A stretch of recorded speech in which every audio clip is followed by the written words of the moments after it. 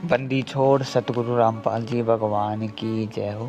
सभी भगत भाइयों को मुझ दासों के दास का सत्साहिब। भगत भाइयों, यह दो कौड़ी का जीव मालिक के द्वारा गाए गए एक शब्द पर दो चार बातें बताना चाहेगा।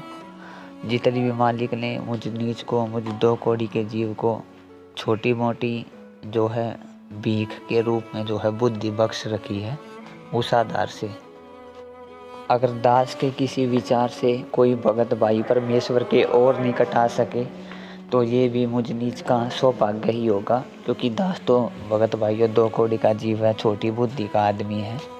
दास की कोई औकात ही नहीं है। भगत भाइयों देखो, दास के तो ये विचार है।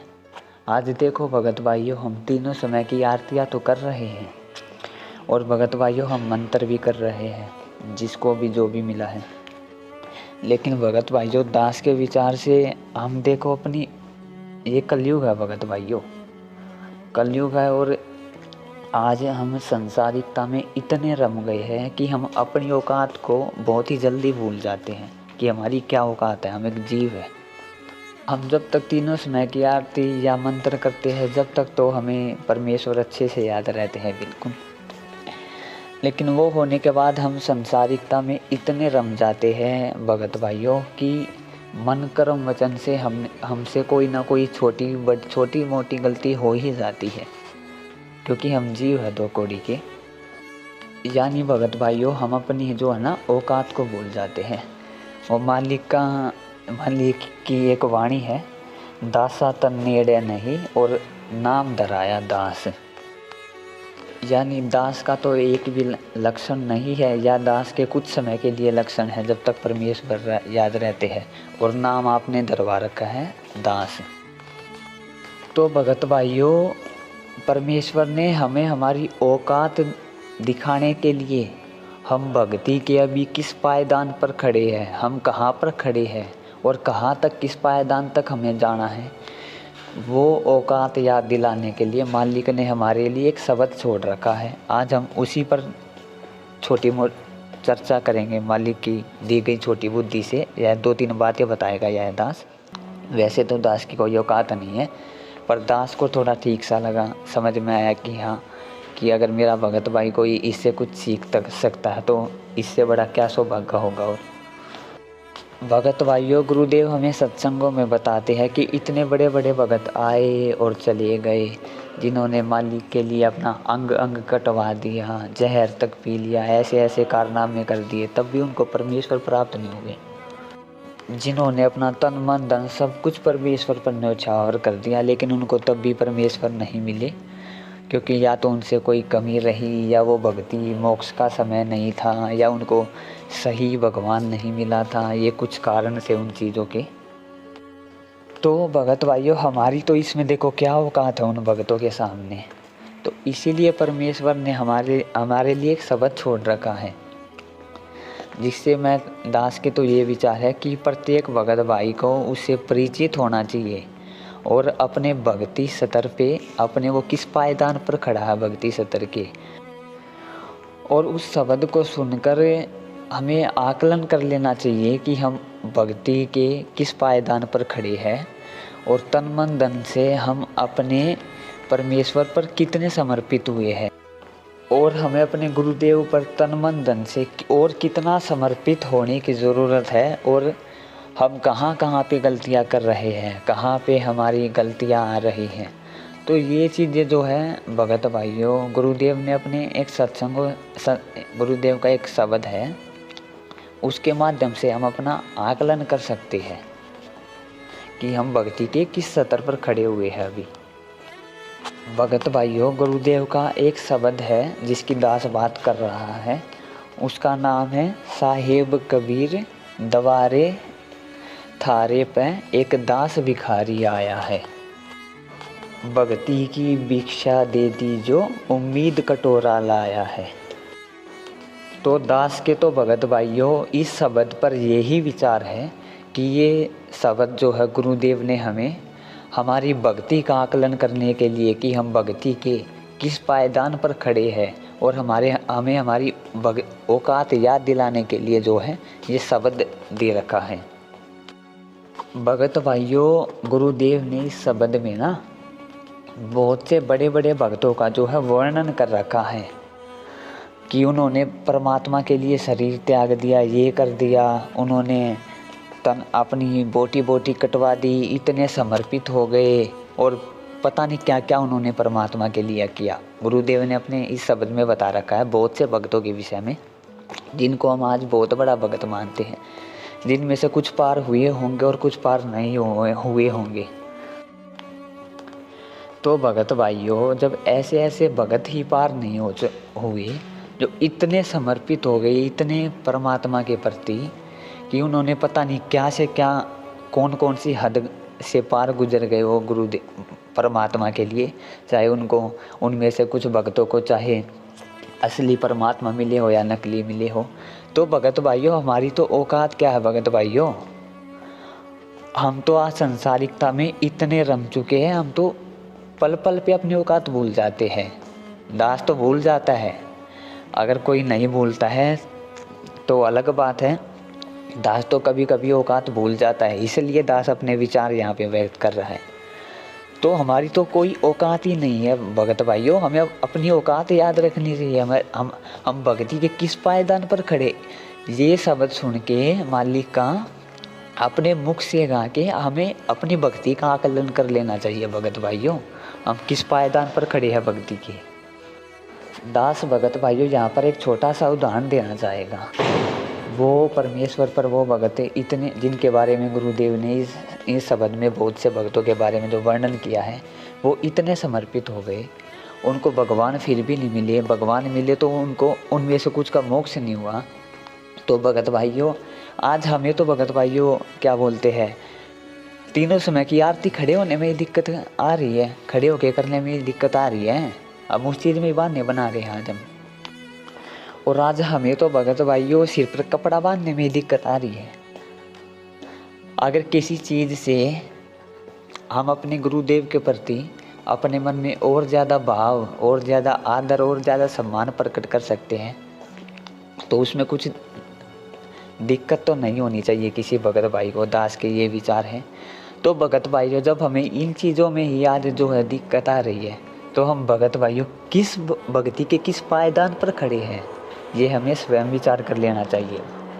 यानी भक्ति में हमारी क्या औकात है भी भगत भाइयों, हमें इस शब्द के माध्यम से सीखना चाहिए। दास के तो भगत भाइयों देखो ये विचार है कि सभी भगत भाइयों को इस शब्द में जो गुरुदेव ने जिन जिन के बारे में बताया, सबसे पहले तो YouTube पर जाकर सर्च करना चाहिए कि इस भगत ने परमात्मा के लिए क्या किया, इस भगत ने परमात्मा के लिए क्या किया, जिन जिन के बारे में गुरुदेव ने शब्द में बताया है। और उसके बाद में भगत भाइयों पहले YouTube पे देखना चाहिए वीडियो उनका कि ये इतने समर्पित हो गए फिर भी आज मोक्ष को प्राप्त नहीं है ये, और हमारी तो क्या औकात है। ये देखने के बाद में भगत भाइयों, दास के तो ये विचार है, सभी भगत भाइयों को ये शब्द लिख लेना चाहिए या याद कर लेना चाहिए और लिख के अपने मुख कमल से अपने गुरुदेव के लिए ये शब्द गाना चाहिए भगत भाइयों हमें, ताकि हमें अपनी औकात का पता चलता रहे कि हम भक्ति के किस पायदान पर खड़े हैं, क्या औकात है हमारी, गुरुदेव हमें क्या बनाना चाहते हैं और आज हम क्या बन के खड़े हुए हैं। अरे जब हम अपने गुरुदेव के लिए शब्द गाएंगे, इस शब्द को हम याद करके अपने मुख कमल से अपने गुरुदेव के लिए गाएंगे, तन मन धन से बिल्कुल हृदय से अपने गुरुदेव के लिए हम गाएंगे रो रो के, तो क्या मालिक हम पे दया नहीं करेंगे। अरे भगत भाइयों, कुछ ना करने से अच्छा कुछ करे वो तो अच्छा है ना भगत भाइयों, ये चीज़ हमें देखनी चाहिए। कुछ ना करने से अच्छा हम कुछ तो करें अपने परमात्मा के लिए, जिससे परमात्मा हमारे गुरुदेव हमारे हमसे खुश हो कि देखो ये मुझे अपनी औकात बता रहा है कि मैं इन जैसा भगत नहीं हूँ और मैं भक्ति के इस पायदान पर खड़ा हूँ। परमात्मा, मैं तो आपके सामने कटोरा लेके खड़ा हूँ, मालिक भिखारी हूँ मैं तो इससे हमें अपनी भी औकात पता चलती रहेगी, परमात्मा के प्रति भी यानी गुरुदेव के प्रति भी हमारे साथ के साथ में भाव बनेंगे। और अगर सच्चे हृदय से प्रतिदिन अपने गुरुदेव के लिए या कभी भी समय मिले अपने गुरुदेव के लिए शब्द अपने मुख कमल से गाएंगे तो भगत भाइयों परमात्मा दया नहीं करेंगे। अरे साधु भूखा भाव का धन खा भूखा नाही, है ना परमात्मा की ये वाणी। तो ये फैल थोड़ी हो जाएगी भगत भाइयों।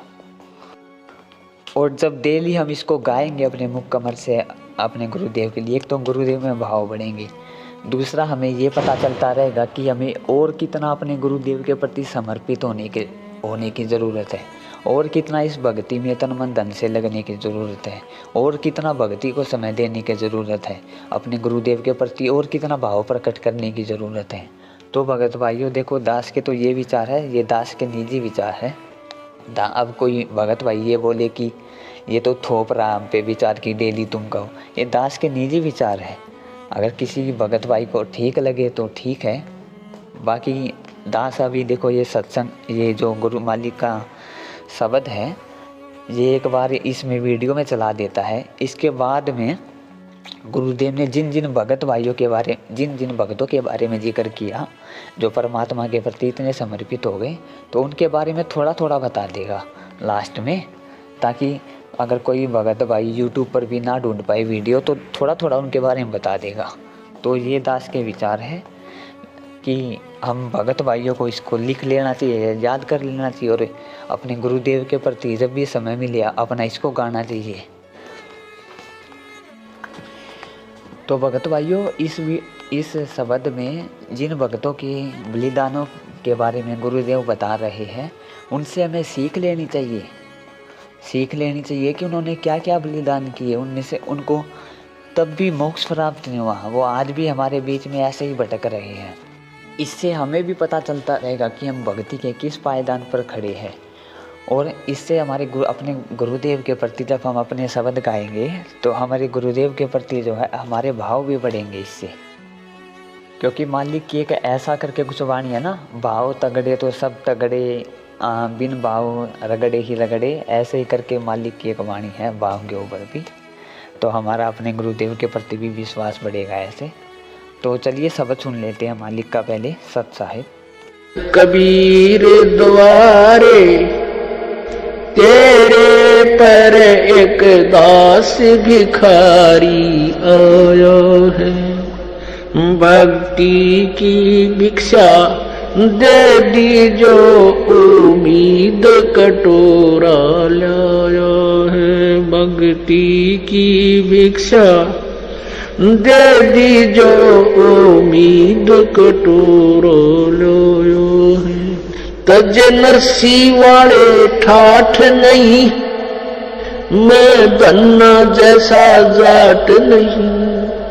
तज नरसी वाले ठाठ नहीं, मैं धन्ना जैसा जाट नहीं। मेरी मोर ध्वज जैसी साठ नहीं, जिसने लड़का चीर चढ़ाया है, भक्ति की भिक्षा दे दी जो उम्मीद कटोरो लो है। सत्य कबीर द्वारे तेरे पर एक दास भिखारी आया है, भक्ति की भिक्षा दे दी जो उम्मीद कटोरो लो। शेख फरीद जैसा तप नहीं, मेरा वाल्मीक जैसा जप नहीं। शेख फरीद जैसा तप नहीं, मेरा वाल्मीक जैसा जप नहीं। मन सूर जैसी अनलहक नहीं, जिसने टुकड़े शरीर करवाया है, भक्ति की भिक्षा दे दी जो उम्मीद कटोरो लो। सत कबीर द्वारे तेरे पर एक दास भिखारी आया है, भक्ति की भिक्षा दे दी जो उम्मीद कटोरो लो। दारू जैसी आस नहीं, मेरा प्रहलाद जैसा विश्वास नहीं। दारू जैसी आस नहीं, मेरा प्रहलाद जैसा विश्वास नहीं, मीरा जैसा रास नहीं, जिसने रो और ना चिरजाया है भक्ति की भिक्षा। दे दी जो उम्मीद कटोरा लाया है सत कबीर दवारे। तेरे पर एक दास भिखारी आया है भक्ति की भिक्षा। दे दी जो उम्मीद कटोरा लाया है। रंग का बंका जैसा त्याग नहीं, मेरा बाजीद जैसा बैराग नहीं। रंग का बंका जैसा त्याग नहीं, मेरा बाजीद जैसा बैराग नहीं। मेरा कर्मा जैसा बाग नहीं, जिसका आड़ खींचड़ा खाया है भक्ति की भिक्षा। दे दी जो उम्मीद कटोरा लाया है सत कबीर दवारे। तेरे पर एक दास भिखारी आया है भक्ति की भिक्षा। दे दी जो उम्मीद कटोरा लाया है। विदुर विदुरानी जैसा सम्मान नहीं, मैं सम्मान जैसा यजमान नहीं। विदुर विदुरानी जैसा सम्मान नहीं, मैं सम्मान जैसा यजमान नहीं। और सेव जो कुर्बान नहीं, जिसने शीश तो लेख लाया है सत कबीर दवारे। तेरे पर एक दास भिखारी आया है भक्ति की भिक्षा। दे दी जो उम्मीद कटोरो लो लो। मार कंडे जैसा ऋषि नहीं, मैं सुखदेव जो इंद्री कसी नहीं। मैं मार कंडे जैसा ऋषि नहीं, सुखदेव जो इंद्री कसी नहीं। ये माया भी मन में बसी नहीं, जब से ज्ञान तेरा समाया है भक्ति की भिक्षा। दे दी जो उम्मीद कटोरा लाया है सत कबीर दवारे।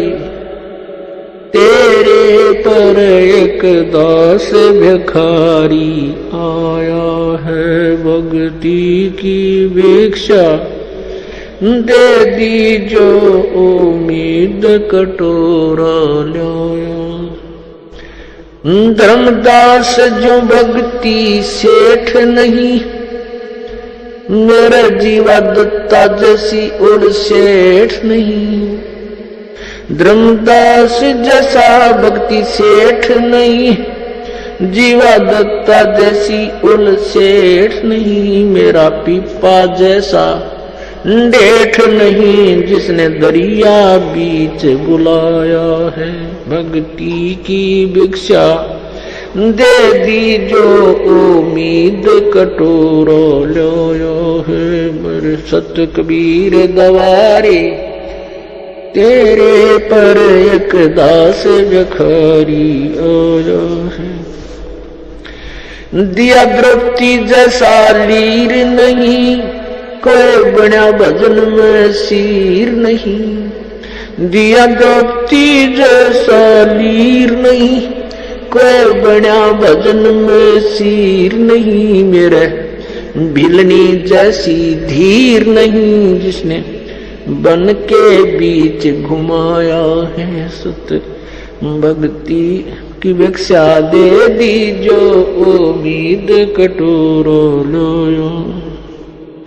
सांबर दादू दास मिले, फिर नानक को कर ख्यास मिले, सांबर में दादू दास मिले, फिर नानक को कर ख्यास मिले, सुल्तानी को हो खवास मिले, जिसका बिस्तर झाड़ बिछाया है, भक्ति की भिक्षा दे दी जो नींद कटोरा लाया है। सत कबीर दवारे तेरे पर एक दास भिखारी आया है।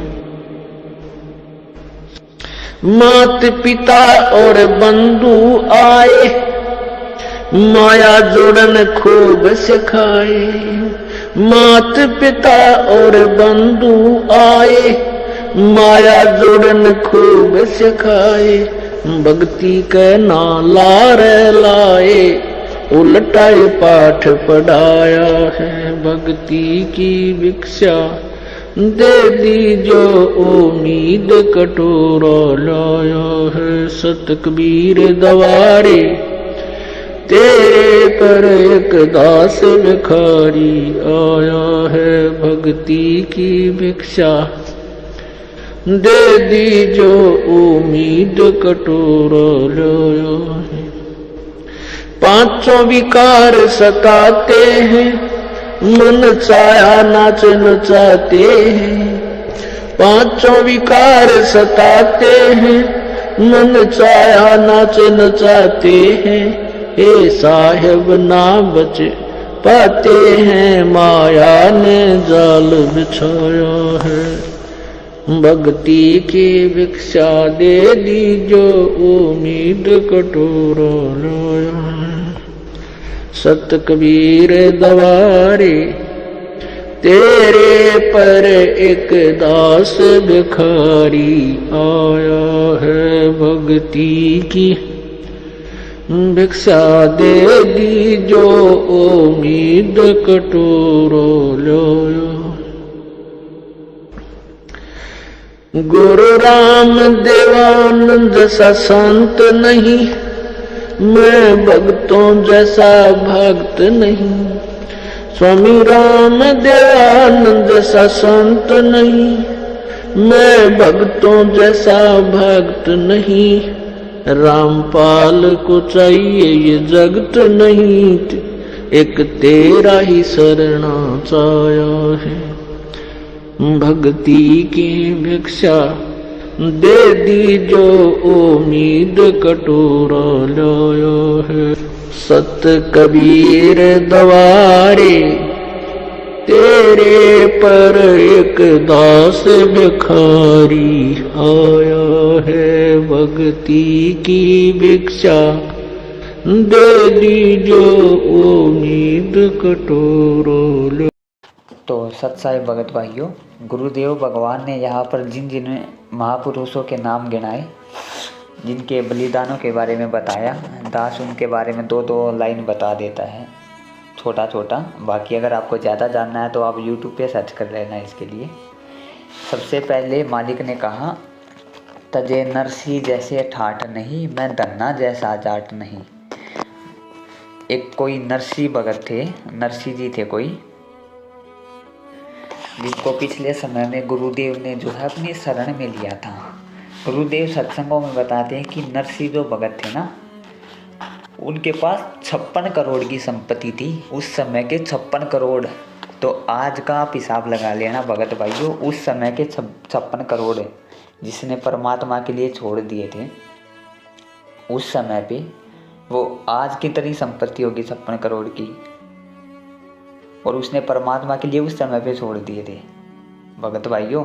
जबकि उनको तो तत्व ज्ञान भी नहीं था भगत भाइयों। जो ज्ञान आज हमें मिला है, वो तो अच्छे से ये भी नहीं जानते थे कि मेरे गुरुदेव ही भगवान हैं। उनको तो इतना खोल के भी ज्ञान नहीं दिया था मालिक ने, जितना आज हम लोगों को दे रखा, हम नीचों को दे रखा है। उस समय पे उसने 56 करोड़ की संपत्ति छोड़ती थी मालिक के लिए। तो आज हमें इससे शिक्षा लेनी चाहिए और सोच विचार कर लेना चाहिए, हम किस पायदान पर खड़े हैं, क्या हम मालिक के लिए इस योग्य है कुछ छोड़ सके। अपने मन में ही हमें विचार कर लेना चाहिए कि हम मालिक के लिए क्या त्याग सकते हैं, क्या त्याग नहीं। कुछ भगत भाई बोलते हैं कि भगत जी हम जहाँ पर नौकरी कर रहे हैं हमारी मर्यादा खंड हो रही है और हम इसको छोड़ भी नहीं सकते क्योंकि हमारी मजबूरी है।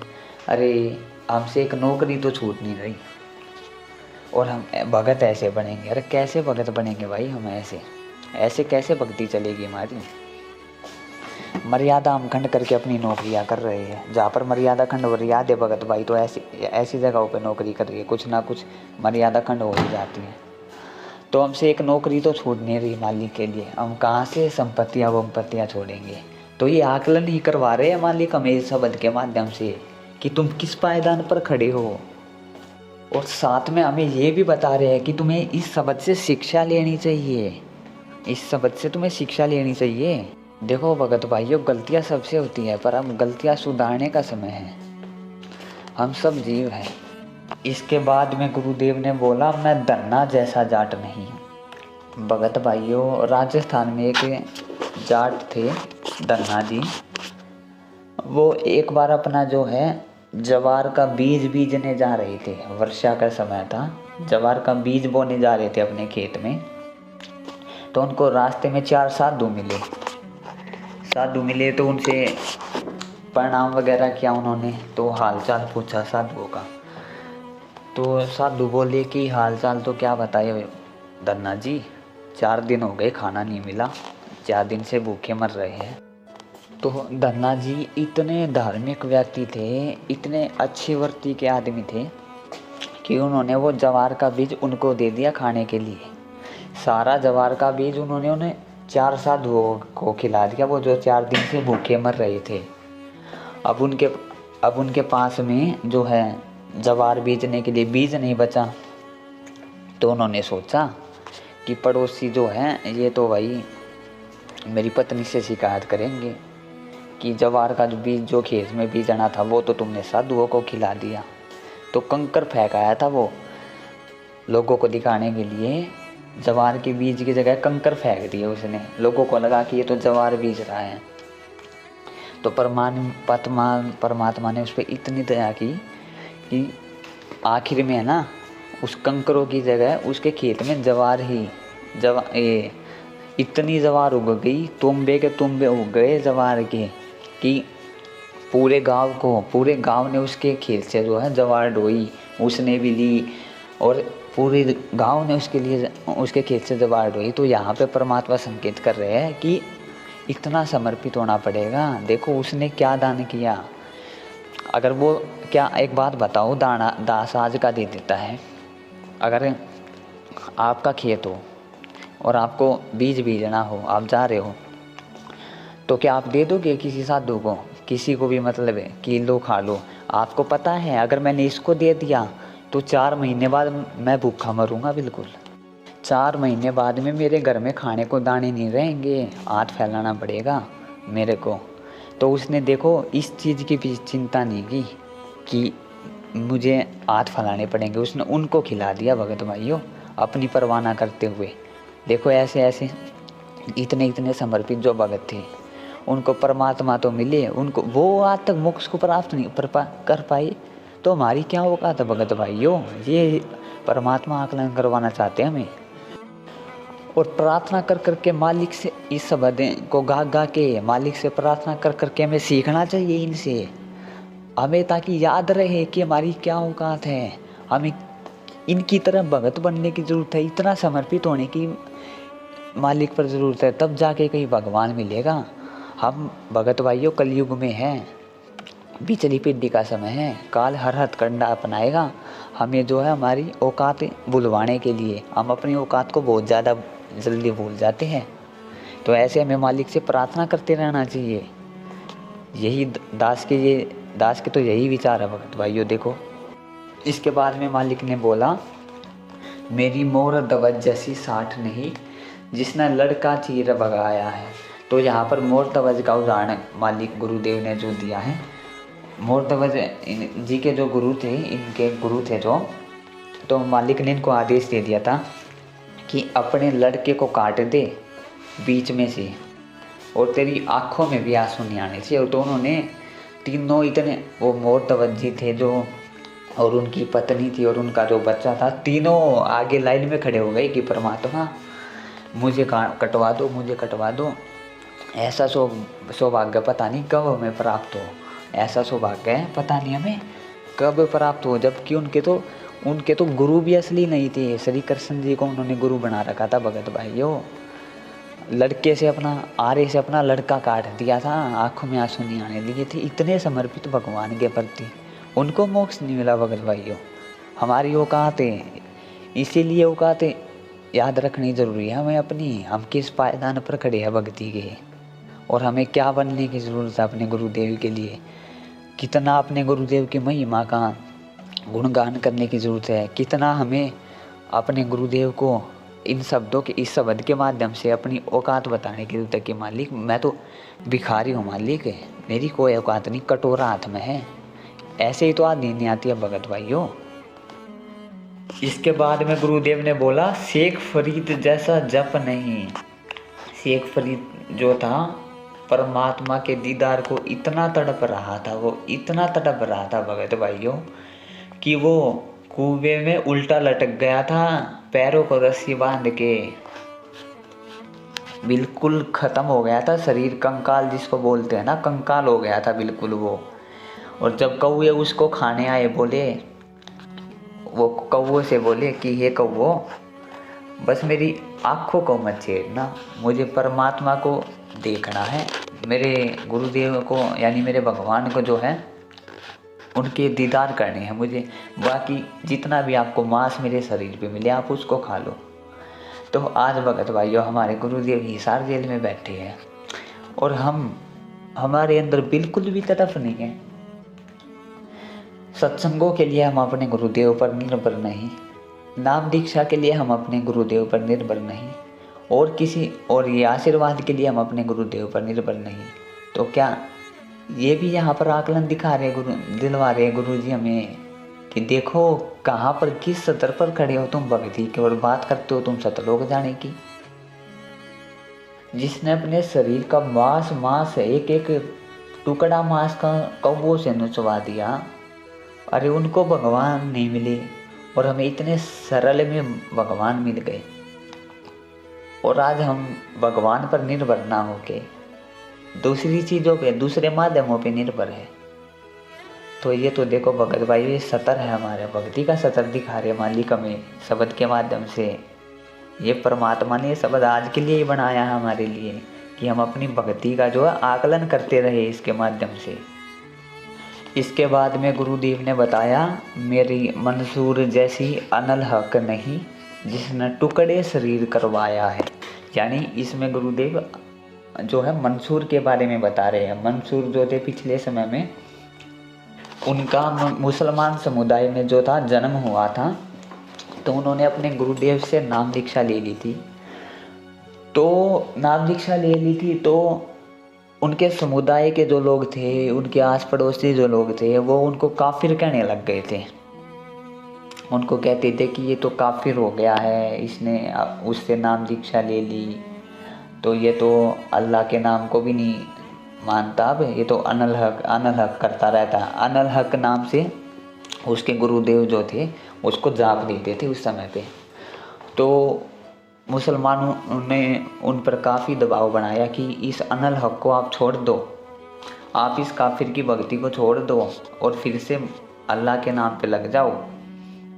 तो वो नहीं माने, क्योंकि उसको ज्ञान समझ में आ गया था, वो अपने गुरुदेव के प्रति समर्पित हो गए थे। तो उनको ज्ञान समझ में आ गया था, तो उन्होंने, उस समुदाय ने काफ़ी जोर ज़बरदस्ती की, राजा तक ने उस पर जोर ज़बरदस्ती की और उससे कहा कि या तो इसको छोड़ दे, नहीं तो तेरे को जिंदा मार देंगे हम तेरे को।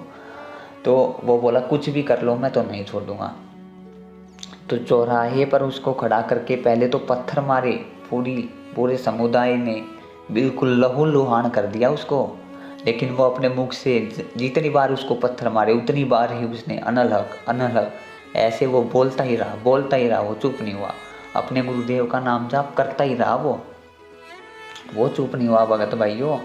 आखिर में उसका अंग काट दिया गया समुदाय के द्वारा और राजा के द्वारा, लेकिन उसने जाप करना नहीं छोड़ा अपने गुरुदेव का।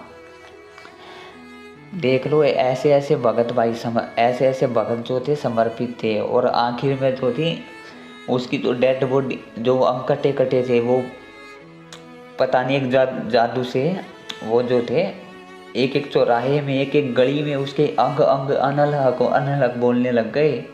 पूरे पूरे उसमें फैल गए, पूरे उसमें जो उसमें गांव में थे फैल गए उसके अंग, और अनहलक बोलने लग गए। ये देखो, इतना समर्पित था वो भगत भाई, और उन जैसों को कि जो हाथ तक मोक्ष नहीं हुआ।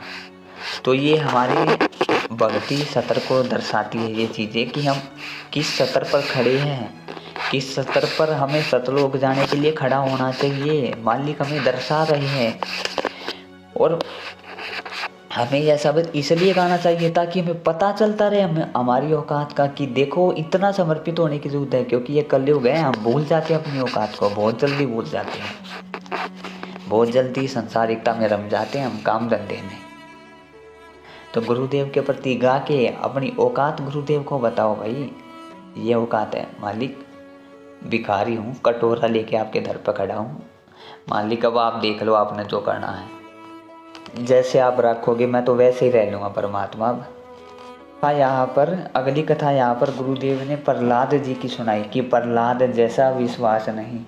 प्रहलाद जी के जो पिता थे वो खुद को भगवान मानने बैठे थे। उन्होंने कुछ एक वरदान दे रखा था कि ये सुबह मरूना शाम मरू, पक्षी से मरूना, ऐसे करके एक वरदान था। तो अमर मानने बैठा था वो खुद को।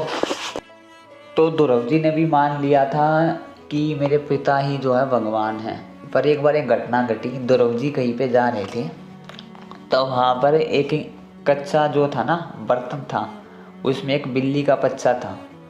तो वहाँ पर मालिक ने उनको शरण में लेना था, जैसे भी लेना था, या उनको भगवान के प्रति विश्वास दिलाना था।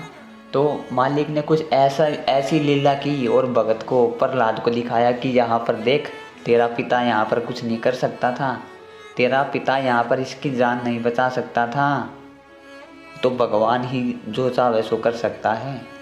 तो ध्रुव प्रहलाद जी को विश्वास हो गया दृढ़ कि भगवान ही सब कुछ कर सकता है, जीव के हाथ में कुछ नहीं है। तो उसने अपने पिता को जो है ना ये मानना छोड़ दिया कि मेरे पिता सर्वशक्तिमान है। तो उन्होंने बोला कि भगवान सब कुछ कर सकते हो, आप एक जीव हो। तो इसी बात पर पिता पुत्र का मतभेद हो गया। ध्रुव प्रहलाद जी ने बोला उनको, अपने पिता को, कि आप एक जीव हो, भगवान सब कुछ कर सकता है, आप कुछ नहीं कर सकते हो, आप भूल में बैठे हो बहुत बड़ी। तो उसको तो अहंकार हो ही रखा था उसके पिता को, तो वो उसको मारने चल पड़ा उसको।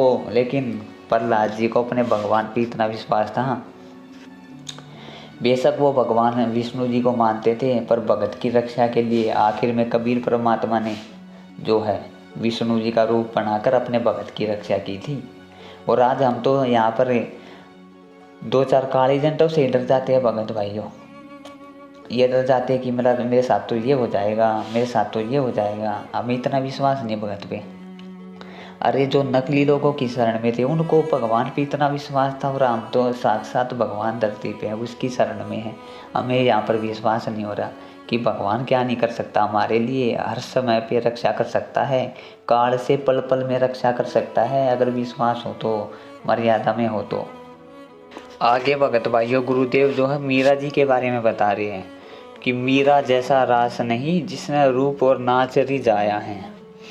यानी कि मीराबाई जो थी उनको अपने गुरुदेव पे, अपने भगवान को, वो वैसे तो श्री कृष्ण जी को भगवान मानती थी, तो वो इतना विश्वास करती थी कि वो नाच कर अपने गुरुदेव को, अपने भगवान, यानी अपने भगवान को, जिनको भी वो पूजती थी उसको प्रकट कर देती थी। वो उनको भी विवश हो के उनके विश्वास के सामने, उसकी दृढ़ता के सामने और उसके इतने विश्वास से वो करती थी डांस कि उसको भी प्रकट होना पड़ता था, मजबूर, विवश, इतना विवश कर देती थी वो भगवान को, इतना अपने भगवान के प्रति वो था उसके अंदर में। और उसने जहर तक पी लिया था अपने परमेश्वर के लिए, मीराबाई ने जहर तक पी लिया था। तो भगत भाइयों, हमारी तो क्या औकात है, हमारी तो कुछ औकात नहीं भगत भाइयों। इसलिए परमात्मा हमें हमारी औकात से अवगत करा रहे हैं कि भाई भगत तो देखो बनना पड़ेगा, अब बन लो या फिर तुम्हारा जब मौका लगे तब बन लेना। भगत तो देखो बनना ही पड़ेगा। ये संसारिक काम धंधे छोड़ के अब तो देखो जिन भक्तों का ये उदाहरण दे रहे गुरुदेव यहाँ पे, इनके जैसा अब तो देखो बनना ही पड़ेगा आपको। ऐसे श्रद्धा भाव आपको अपने गुरुदेव के प्रति प्रकट करने ही पड़ेंगे, नहीं तो काम नहीं चलेगा भाई। अगली लाइन में गुरुदेव ने बताया, रंका बंका जैसा विराग नहीं। एक बार रंका बंका जो थे, अब वो अपने गुरुदेव की कुटिया पर जो है ना, कुटिया में सत्संग सुन रहे थे और उनकी जो छोटी लड़की थी वो घर पर थी। तो अचानक से भगत भाई उनके घर में जो है आग लग गई। आग लग गई तो उनकी छोटी लड़की थी जो वो आई वहाँ पर बताने, सत्संग चल रहा था उस टाइम पे गुरुदेव का। तो उसने बताया कि माता पिता वो घर में है, झोपड़ी में आग लग गई है।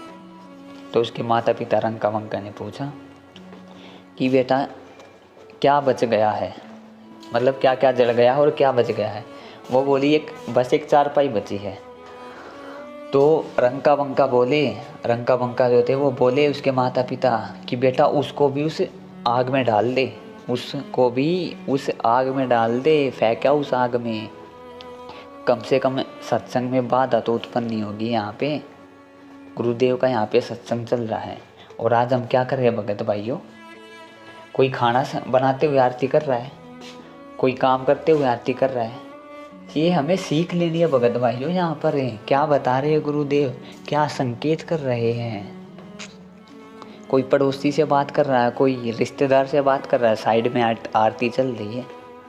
यही तो सीख दे रहे गुरुदेव हमें, इसके माध्यम से भगत बनाना चाहते हैं हमें, हमारी दिनचर्याओं को ठीक करवाना चाहते हैं। आगे गुरुदेव ने बाजीद के बारे में बताया कि बाजीद जैसा बैराग नहीं। बाजीद एक समय पे एक राजा हुआ करता था जिसमें इतनी जो थी इंसानियत थी कि एक समय पे एक ऊंट मर गया था उसका। तो उसी के चलते वो इतना दुखी हुआ, इतना उसको तड़प लगी भगवान की कि उसने अपना राज छोड़ दिया उसने कि ये ऊँट मरा तो एक दिन हम भी मरेंगे, क्या का राज बावड़े हो, 2 दिन का राज है, कुछ नहीं डरा इसमें। तो राज त्यागने के बाद में एक दिन बाजीद जी थे अपनी कुटिया में बैठे हुए थे, वहीं पर एक कुतिया भी आ गई उसकी कुटिया के पास में ही, जिसके 3-4 जो बच्चे हुए।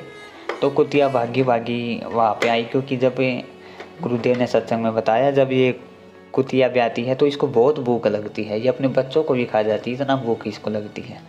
तो वो उसके बाजीद जी की कुटिया के पास गई।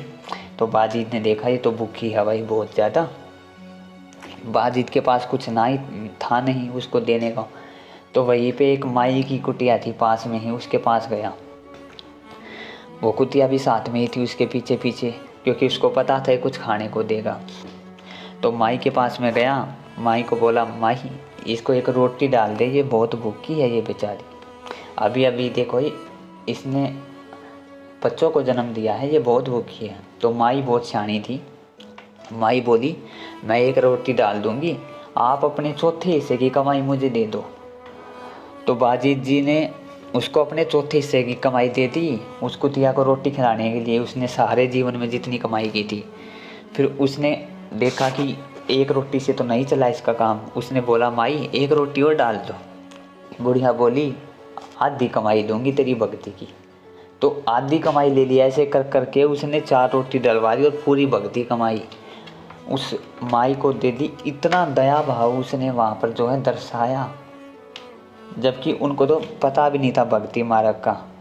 यानी बेशक हमने किसी को जो है अपनी भक्ति कमाई नहीं देनी है, पर इतना दया भाव उन्होंने दर्शाया। देखो भगत भाइयों, एक कुतिया को रोटी खिलाने के लिए उन्होंने अपनी सारी ज़िंदगी की कमाई जो है दे दी। तो तभी वहाँ पर उनके जो उपासक थे विष्णु जी प्रकट हुए और उनको जो है स्वर्ग में लेके गए। और हम यहाँ पर क्या कर रहे हैं भगत भाइयों, एक दूसरे से ईर्ष्या रखते हैं, एक दूसरे के प्रति मनमुटाव रखते हैं, एक दूसरे के प्रति जलन है, और मान बढ़ाई में आकर एक दूसरे के प्रति ईर्ष्या पाल लेते हैं, एक दूसरे के शत्रु बन जाते हैं, और भी बहुत सी गलतियां करते हैं।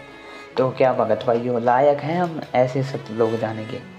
तो ऐसे हमने जो है दिन प्रतिदिन इन चीज़ों से सीखना पड़ेगा। और अपने आप को जब हम विचार ही नहीं करेंगे, जब इन चीज़ों को पर विचार ही नहीं करेंगे तो हम कैसे बनेंगे दास से? तो इसीलिए दास बोल रहा है इन चीज़ों पर हम जब डेली इनको अपने मुख कमल से गाएंगे, विचार इन पर करेंगे, तभी तो हम दास बन पाएंगे, तभी तो सोच पाएंगे, चिंतन मनन करेंगे। परमेश्वर से हम ये भीख मांगेंगे कि मालिक आप तो भिखारी, हमारी क्या औकात है इन भक्तों के सामने भी, मालिक अपने चरणों में लगा लो। परमात्मा भिखारी है दास तो कटोरा लेके आपके सामने चरणों में पड़ा आपके। अगला गुरुदेव ने जो है कर्मा के बारे में बताया कि मेरा कर्मा जैसा भाग नहीं जिसका आण खींचड़ा खाया है। कर्मा और उसके माता पिता थे, ये लोग जो थे विठल यानी विष्णु भगवान की पूजा करते थे, जहाँ तक दास की बुद्धि में अभी तक आ रहा है। तो एक बार उसके माता पिता थे जो वो काम से बाहर चले गए 2-3 दिन के लिए, और उसको बोल के गए कर्मा को कि बेटा ये मूर्ति जो है ना विठल जी की, इसके सामने आप ये लगाना, खिचड़ी का भोग लगाना डेली। तो उसको तो पता नहीं था कि ये मूर्ति जो है ये तो वो है खाना, इसको खिचड़ी को खा नहीं सकती। उसे लगता है खिचड़ी जरूर खाएगी, कर्मा को लगा ये खिचड़ी जरूर खाएगी। तो उसने लगाया वो भोग, तो वह बहुत दुखी हुई क्योंकि खाया नहीं वो, उस मूर्ति ने जो है उसका भोग खाया नहीं। कर्मा ने जो भोग लगाया था ना, तो मूर्ति ने खाया नहीं, वो ग्रहण नहीं किया।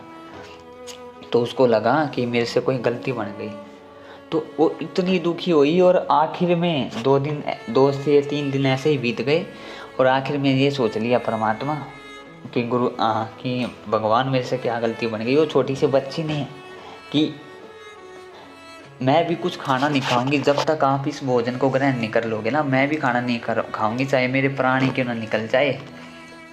आखिर में भगवान को विवश होके, यानी अपने कबीर परमेश्वर को आखिर में भगत की लाज रखने के लिए प्रकट होके विठल या श्री कृष्ण जी के रूप में उस खिचड़े को खाया।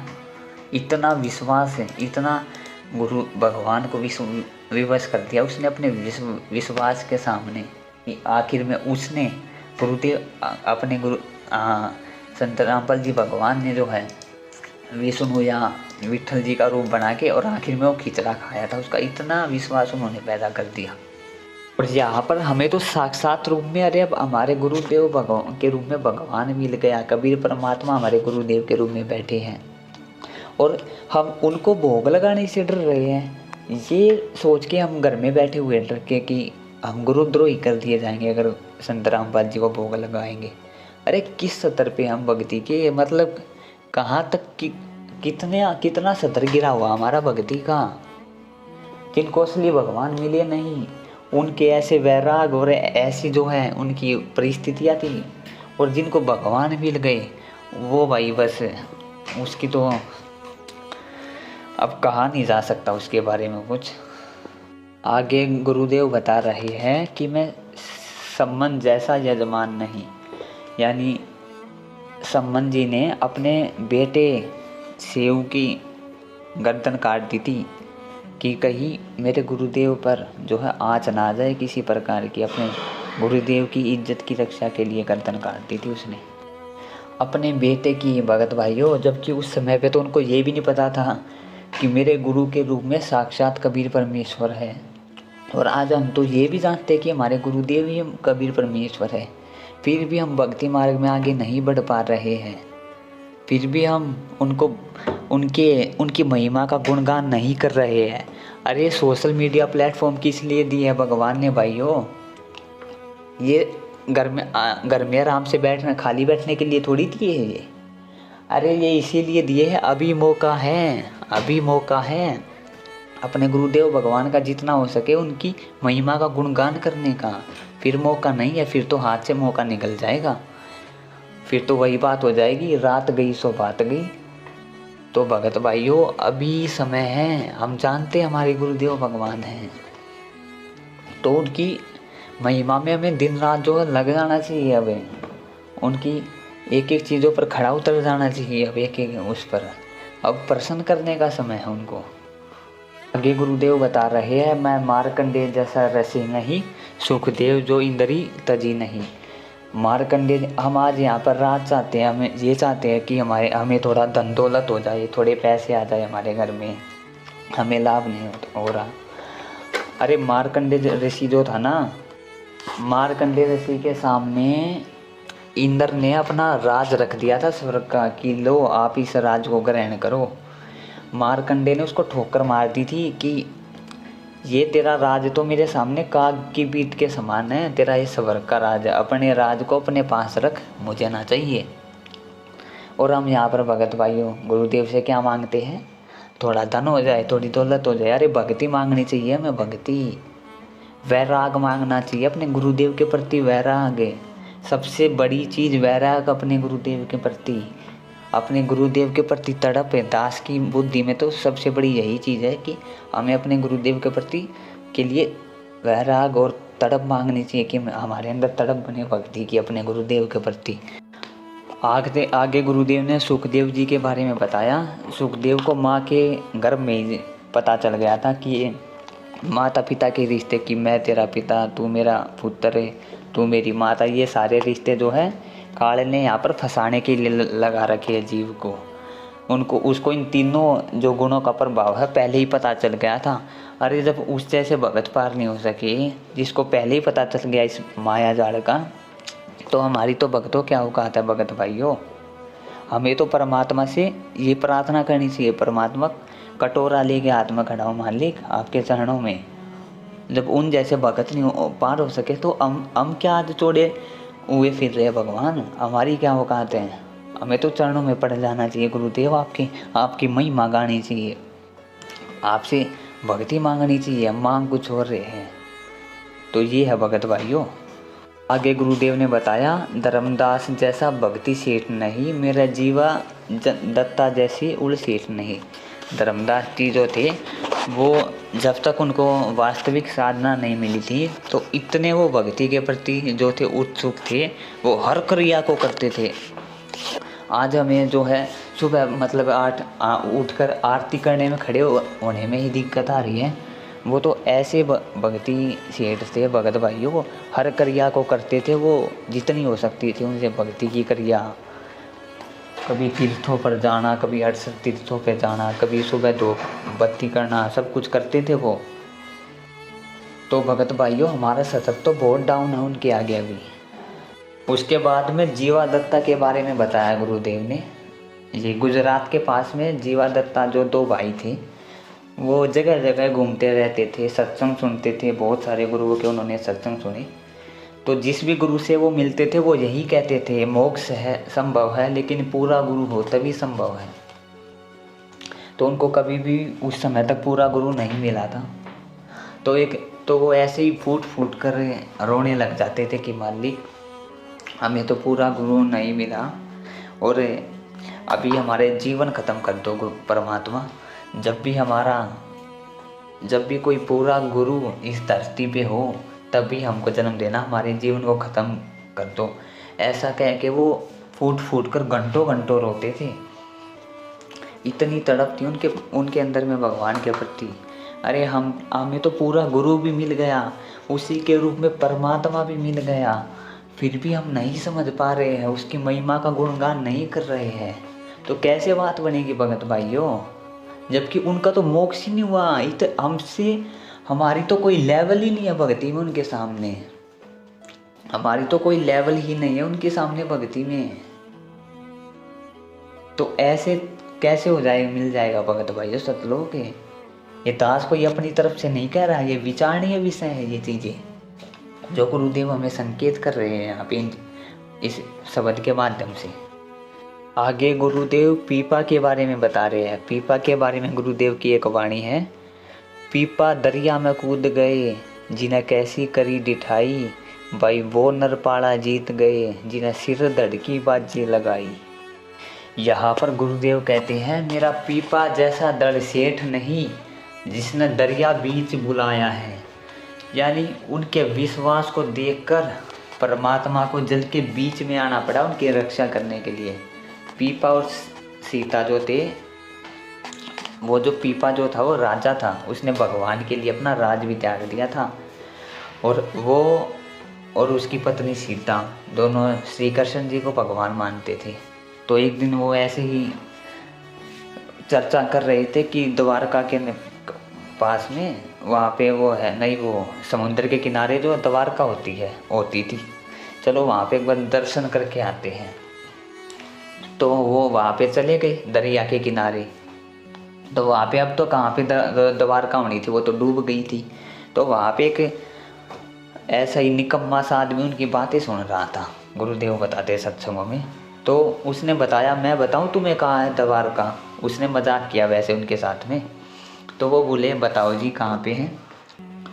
तो बोले, इस दरिया के बीच में है, वहाँ देखो वहाँ। तो वो वहीं पे छलांग लगा गए, भगवान के लिए वहीं पर छलांग लगा गए।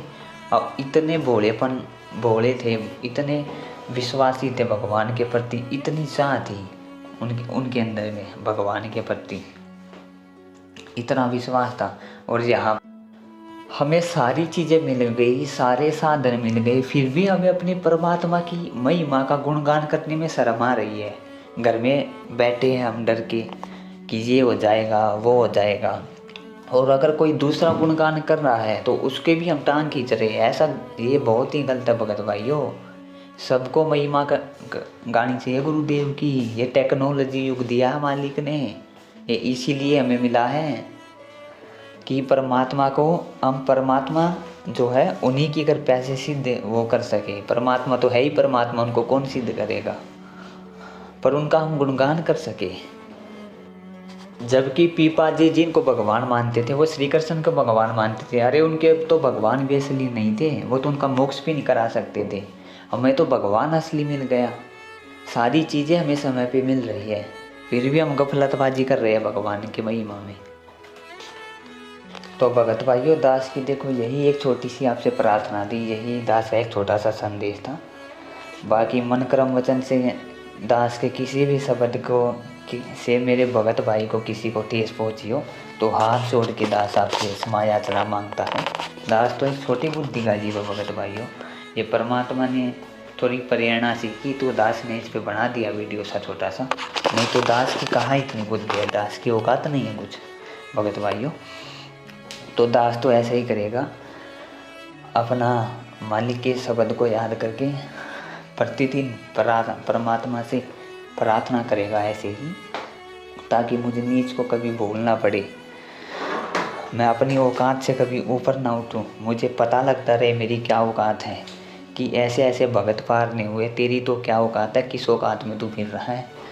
ऐसा बन पहले, ऐसा बन ताकि मेरे को याद रहे, बोलना पड़े मेरे को मालिक क्या संदेश दे रहे, इसमें कैसा बनने की प्रेरणा कर रहे हैं भगत को, कितना तुम्हें आधीन होना चाहिए गुरुदेव के प्रति। तो अगर किसी भगत भाई को ठीक लगे तो वो भी ज़रूर ऐसा करे, इससे परमेश्वर ही प्रसन्न होंगे भगत भाइयों। ये दास का कोई आदेश नहीं है, दास तो एक छोटी सी बस ये आपको विचार रखे दास ने तो आपके सामने अपने। बाकी भगत भाइयों, अब हमें परमेश्वर के चरणों में जो है लग जाना चाहिए, बिल्कुल तन मन धन से समर्पित होकर उनकी महिमा के गुणगान में दिन रात अब लग जाना चाहिए। सत साहिब बंदी छोड़ सतगुरु रामपाल जी भगवान की जय हो।